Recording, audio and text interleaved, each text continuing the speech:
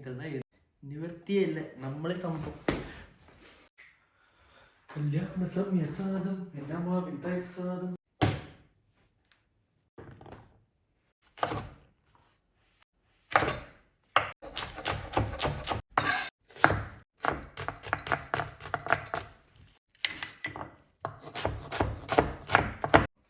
இல்லைனா வடித்து வைத்த படை சோறு, அதான் நம்ம உசுருக்கு நல்லது.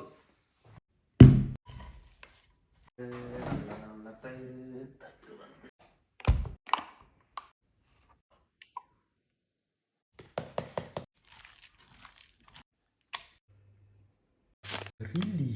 அந்த மிளகாய், வெங்காயம், இதே கொஞ்சம் டிஆர்எஸோட இஞ்சி பேஸ்ட் இருந்த அசஃபோட்டிடான்னு சொல்லுவாங்க.